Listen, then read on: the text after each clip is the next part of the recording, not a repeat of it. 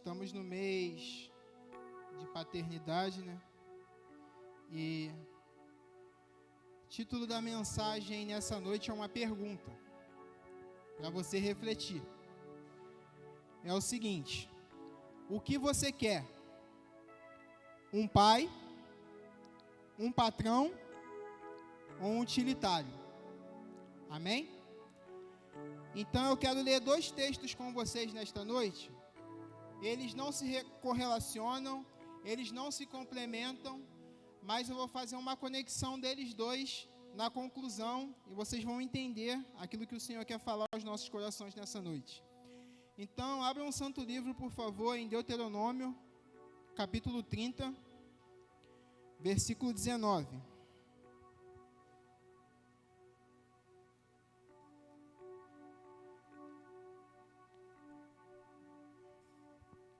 Todos acharam, amém?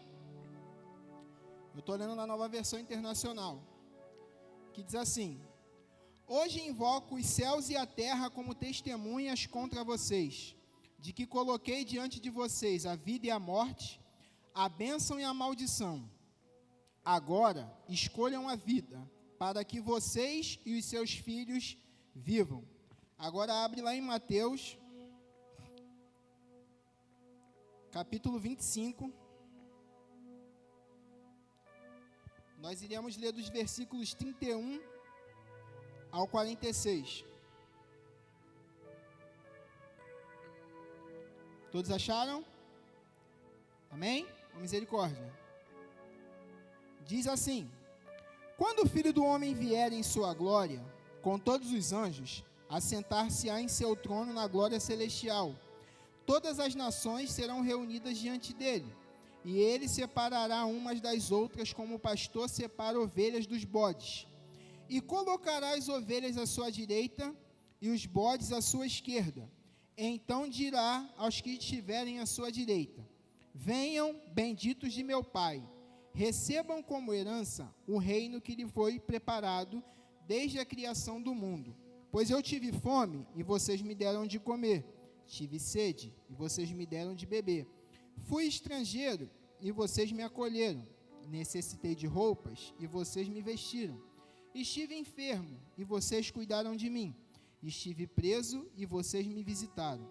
Então os justos lhe responderão: Senhor, quando te vimos com fome e te demos de comer, ou com sede e te demos de beber? Quando te vimos como estrangeiro e te acolhemos, ou necessitado de roupas e te vestimos? Quando te vimos enfermo ou preso e fomos te visitar? O rei responderá: digo-lhes a verdade, o que vocês fizeram a algum dos menores irmãos, a mim o fizeram. Então ele dirá aos que estiverem à sua esquerda: malditos, apartem-se de mim para o fogo eterno, preparado para o diabo e os seus anjos. Pois eu tive fome, e vocês não me deram de comer. Tive sede, e nada me deram para beber. Fui estrangeiro, e vocês não me acolheram. Necessitei de roupas, e vocês não me vestiram. Estive enfermo e preso, e vocês não me visitaram. Eles também responderão: Senhor, quando te vimos com fome, ou com sede, ou estrangeiro, ou necessitado de roupas, ou enfermo, ou preso, e não te ajudamos? Ele responderá: digo-lhes a verdade, o que vocês deixaram de fazer a algum destes mais pequeninos, também a mim deixaram de fazê-lo. E estes irão para o castigo eterno, mas os justos a vida eterna. Amém?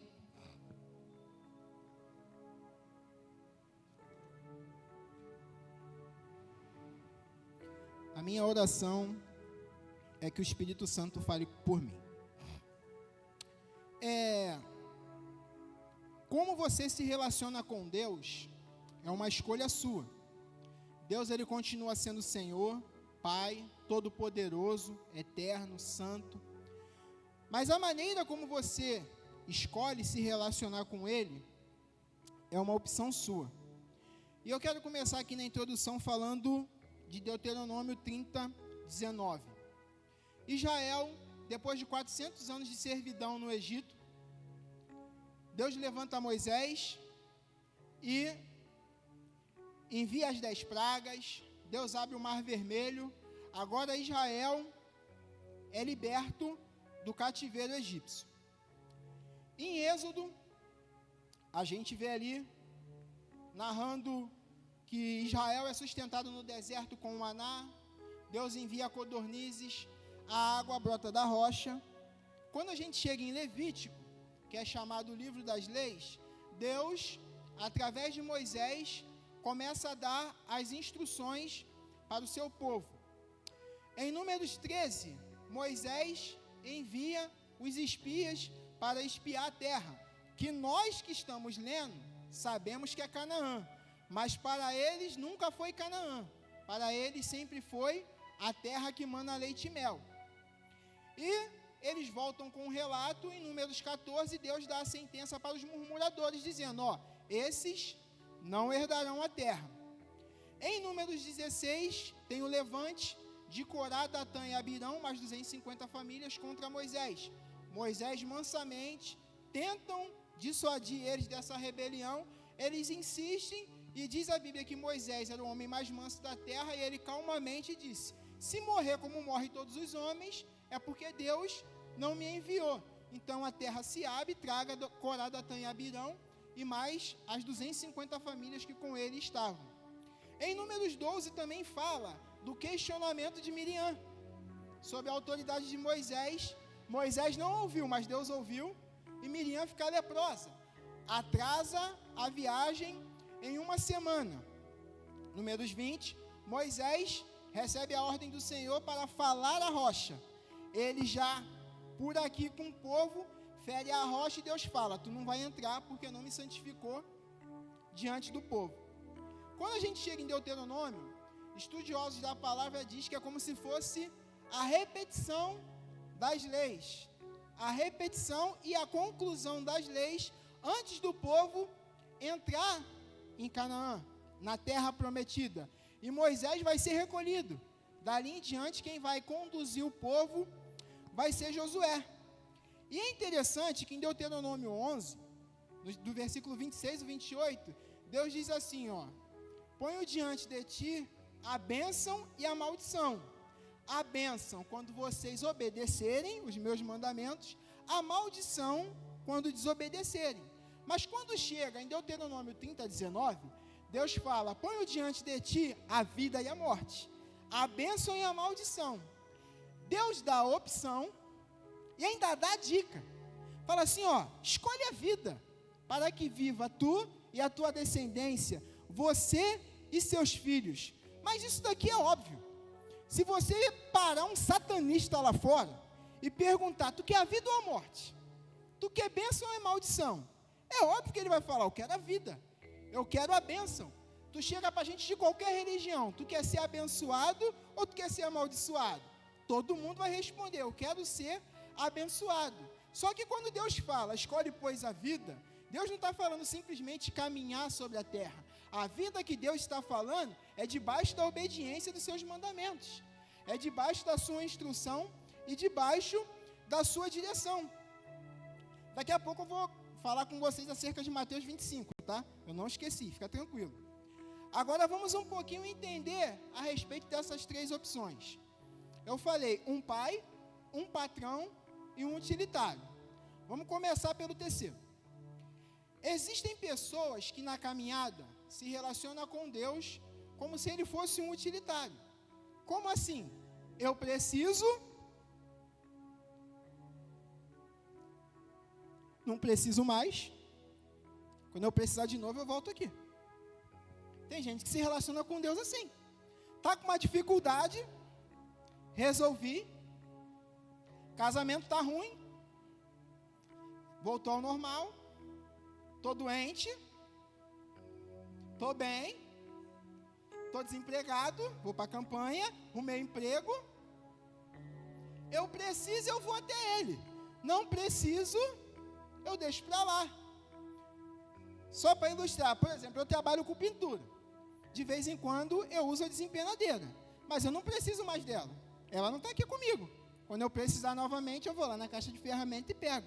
Tem gente que se relaciona com Deus assim. Para vocês entenderem a luz da palavra, em João 6, Jesus, depois de quase 3 dias ministrando, não quer dispensar o povo com fome, ele multiplica pão e peixe, certo? E aí, diz que, e no versículo 24 de João 6, o povo chega e ele não está mais aqui. Eles pegam um barco, vão até Cafarnaum. Quando chega no versículo 26, Jesus vê a multidão, diferente da gente, ele não se alegra, ele olha para todo mundo e diz assim, ó, vocês não estão aqui por causa do meu ensino, não. Vocês estão aqui porque vocês comeram pão e peixe até se fartar. E aí, no versículo 26, Jesus fala, vocês estão aqui só atrás de pão. No versículo 54, Jesus fala assim, vocês querem compromisso comigo? Vocês têm que comer a minha carne, vocês têm que beber o meu sangue. No versículo 61, olha para o outro e fala assim, esse discurso aí é pesado, né? Ele quer muito compromisso, quer muita entrega. No versículo 66, diz que 99,9 vai embora. Se fosse eu e você no lugar de Jesus, a gente ia falar assim, ó, caraca, preguei a mensagem errada. Estava com a mega church aqui, foi todo mundo embora. Eu ainda sentia alguma coisa no meu coração que não era para pregar essa mensagem. Jesus, diferente da gente, olha para os 12 e fala assim, vocês não querem ir também não? Estou aqui por causa de vocês não. Aí, no 68, Pedro vira e fala assim, para onde iremos nós? Tu tens as palavras de vida eterna. Então, existem pessoas que na caminhada só quer o quê? Só quer resolver o problema. Só quer o pão para se fartar. Quando fala em compromisso, não quero compromisso não. Na caminhada tem gente que quer o quê? Quer um encontro, quer ter uma relação. Ele não quer ter um relacionamento, porque relacionamento fala de aliança. Aliança fala de renúncia. Então eu só quero o quê? Só quero me encontrar com ele, resolver o meu problema e... Amém? Só para saber se vocês estão aí. E tem aqueles que se relacionam como se Deus fosse um patrão. Tipo, eu cumpro uma carga horária e depois eu vou lá exigir o meu pagamento. Você, todo dia vai para o seu trabalho, eu creio que você ama o que você faz, mas se no 5º dia útil não cair na conta, é tipo a gente na caminhada que se envolve com tudo. Aí a gente olha o irmão do lado, que a porta se abriu, que a bênção chegou, que a cura chegou, a gente não fala nada, só faz assim, ó.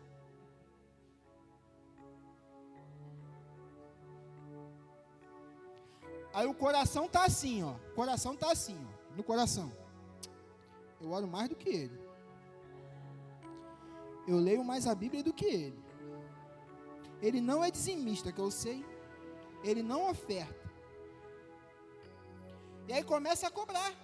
Porque se acha com direito. Quem se acha com direito é funcionário. Que cumpre a carga horária, que produz. É igual o vendedor que bate a meta, fica contando a comissão.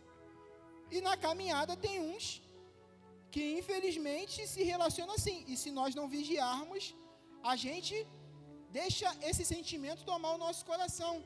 É tipo o filho mais velho da parábola do filho pródigo, em Lucas 15, 11, 32. Quando chega no 29 e 30, ele vira para o pai, depois que o filho volta, e fala assim, ó, eu estou aqui, esses anos todos, te servindo como um escravo. E nem um cabrito eu recebi. Agora vem esse teu filho, não é meu irmão não, é teu filho, que gastou tudo com meretrizes, tu mata o bezerro cevado. É tipo assim, a gente contabilizando, né? Senhor, já estamos em agosto, ó. No início do ano eu estava lá no ensaio para o evangelismo, se eu lembra. Eu estava na cantata, não faltei um ensaio, não cheguei atrasado, não errei o texto, a nota, a letra, a coreografia, não errei nada, Senhor. Ó, na EBF eu estive aqui, ajudei na organização, ofertei, ajudei a arrumar a igreja, ajudei a arrumar depois, continuo dizimando, ofertando, não falta o culto, estava nos congressos, Senhor.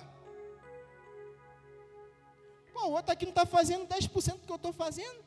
Pô, parece que o Senhor ama mais ele do que eu, não consigo entender. A gente não entende que a gente não tem direitos. Tipo filho, nasceu, pô. É responsabilidade do pai. mas a gente se perde na caminhada e começa a fazer as coisas apenas para ser visto. E aí, se você faz para aparecer, se você faz como se fosse aquele filho interesseiro, que vacila a semana inteira e no final de semana deixa a casa em brinco porque quer alguma coisa do pai ou da mãe, você vai se comportar dessa forma, de um jeito aqui e de outro lá fora. Porque não é muitas das vezes assim? Eu sei que você é crente, você é de Jesus, você não é assim. Quem fazia isso era o diácono Carlos, quando ele era CLT. O patrão não estava na empresa, o carro funcionava 20 por hora. O patrão chegava, era 220. Marcava até o horário. Chegou ainda não. Dá para relaxar, tomar mais um café. Ó, tá vindo, hein? E às vezes a gente se comporta assim, fazendo para ser visto, como se estivesse tentando convencer o Senhor de que temos algum direito. E a gente não entende que com o Senhor é uma questão de honra. É entendimento de que Ele é o Pai, Ele é o Senhor, Ele é digno de todas as coisas. Eu não faço nada para tentar convencê-lo de que Ele tem que me abençoar. Então agora vamos começar a falar um pouquinho a respeito do Pai. Vamos começar com Jesus. João 1,14 diz assim, ó: o Verbo se fez carne, habitou entre nós e vimos a sua glória, a glória do unigênito de quem? Unigênito de quem? Unigênito do Pai, cheio de graça e de verdade. Mateus 3,17 diz que ele é batizado no Rio Jordão. E aí uma voz do céu fala assim, ó: esse é o meu filho amado, em quem me comprazo. Se ele é filho é porque Deus é o Pai. João 10,30, ele fala assim, ó: eu e o Pai, não eu e Deus, não eu e o Senhor, não eu e o Todo-Poderoso, não eu o onipresente, onipotente, onisciente, não, eu e o Pai somos um. Então perceba que Jesus sempre se relacionou com Deus como Pai. Ele e o Pai eram um. Então, se você e eu queremos se relacionar com Deus como Pai, primeiro de tudo, se queremos Ele como Pai, precisamos buscar sempre o quê? A sua presença. E o resto é bônus.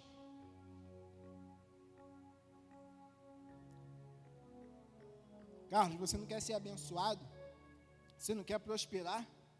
Quem vem na EBD aqui sabe, pô. Se eu estivesse no lugar de Salomão e Deus perguntasse o que eu queria, o que eu ia responder? Você que vem na EBD, eu ia responder o quê? Ser rico, pô. Ser rico. Então, mas quando temos o Pai, quando temos a presença do Pai, temos tudo. Nós temos direção, nós temos proteção, provisão e também a repreensão. A questão de que a gente quer o Pai só nas coisas boas, mas só que o Pai está com a gente em tudo, em todos os momentos. Você lembra quando você era criança, você que nasceu de 80 para trás, aí que alguém mexia contigo, ou você mexia com alguém, aí ia tentar pegar e corria para perto do Pai, aí você olhava, ou a outra pessoa olhava e fazia assim, ó.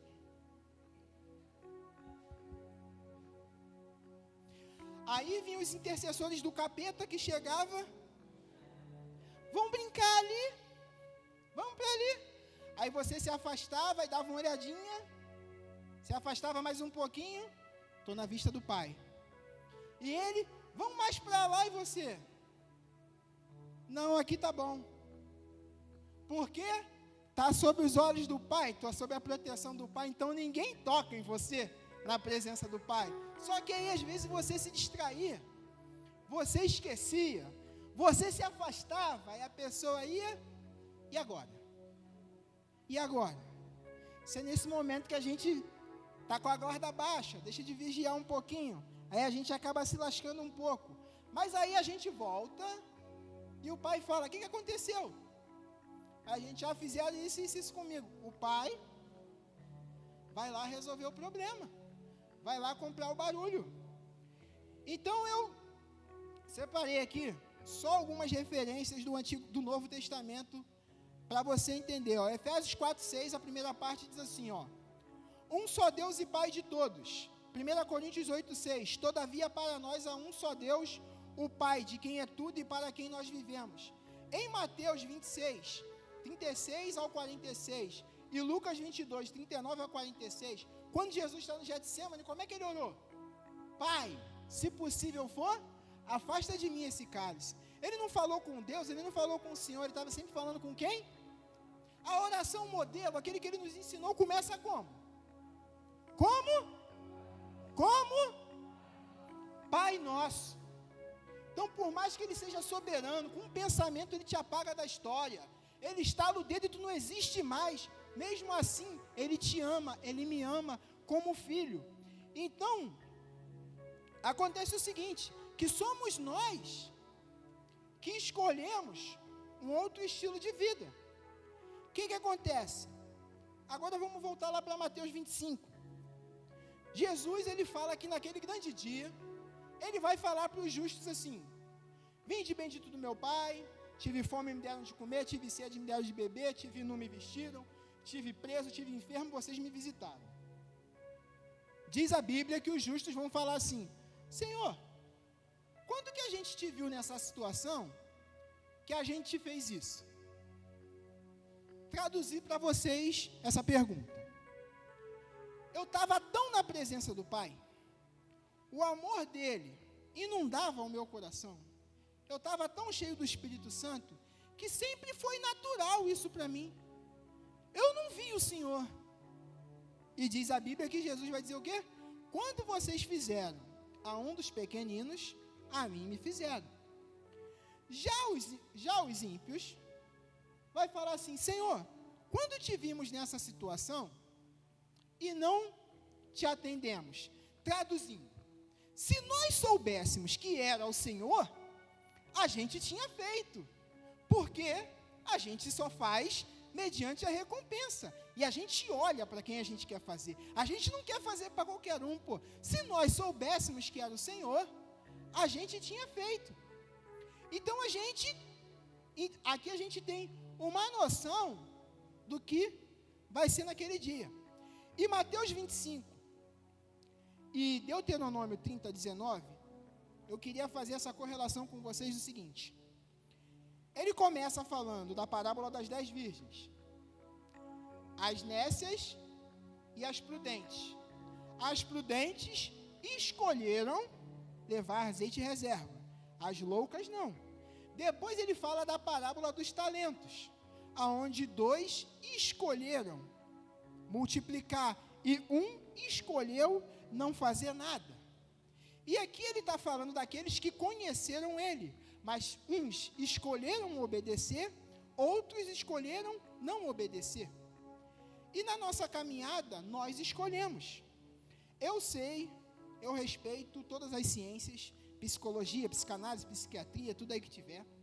Eu sei que dizem, tem estudo, estatísticas, comprovam que quando você não tem um relacionamento muito bom com o seu pai carnal, com o seu pai natural, você tem dificuldades de se relacionar com Deus como pai, certo? Só que 2 Coríntios 5,17, se eu não me engano, primeiro ou segundo, não me lembro agora, diz que se alguém está em Cristo, nova criatura é. As coisas velhas se passaram, eis que tudo se fez novo. Eu não sei a sua história, não conheço a história de ninguém, não sei como você se relacionou com seu pai, não sei nem se você conheceu o seu pai, eu sei a minha. E pela misericórdia e graça de Deus, eu conheço a palavra. E sei que Deus está aqui e quer me receber como seu filho. Por isso ele entregou Jesus na cruz do Calvário. Ele era o unigênito e na ressurreição ele passou a ser o primogênito. E assim como Deus fala para o seu povo: ponho diante de ti a vida e a morte, a bênção e a maldição, escolhe, pois, a vida. A escolha é sua, a escolha é minha. Quando você chegar diante dele, e ele falar assim para você: por que você não me tratou como seu pai? que é que você não se relacionou comigo como se eu fosse teu pai? Você vai dizer para ele: então, Senhor, não conheci meu pai. Quando eu nasci, meu pai abandonou minha mãe, me abandonou. Por isso que eu nunca me relacionei com o Senhor como pai. Ah, fui abusado, fui abandonado, fui maltratado. Se escandaliza comigo não, me ama em Cristo Jesus. Deus não está nem aí para mim e para a sua opinião. Ele quer que eu e você consideremos a sua palavra. Quem é você depois que você encontra o Senhor? A escolha é sua. Vou pegar o exemplo da irmã, mesmo sem autorização dela, porque ela falou de púlpito. Diaconisa Ana, quarta-feira passada, ela falou que no momento de oração, Deus falou o que é com ela? Me chama de pai. Ela continuou adorando, bendizendo, exaltando, e Deus falou com ela: me chama de pai. Ela continuou a oração, continuou, e Deus me chama de pai. Ela podia continuar a oração e vida que segue. Seria a escolha dela. O ministério pode subir, pastor também, estou terminando. Se você quer se relacionar com Deus como se ele fosse um utilitário, só vai até ele como tiver uma necessidade, é escolha sua, é escolha minha. Você quer ele como seu patrão? Você quer tentar convencê-lo de alguma coisa, de que você tem direito? É escolha sua. Agora, se você quer ele como pai, a escolha também é sua. Eu espero que naquele grande dia, todos que aqui estão, pode subir, pastor, todos que aqui estão estejam lá. Se você confessou Jesus como o Senhor e Salvador da sua vida, você vai estar lá.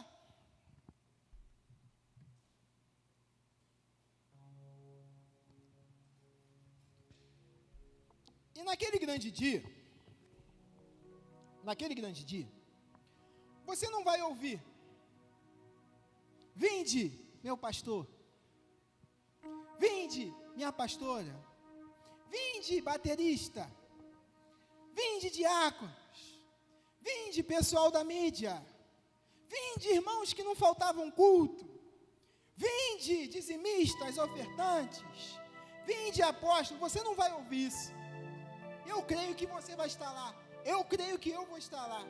E naquele grande dia, o que eu e você iremos ouvir é: vinde, benditos do meu Pai. Vinde, benditos do meu Pai.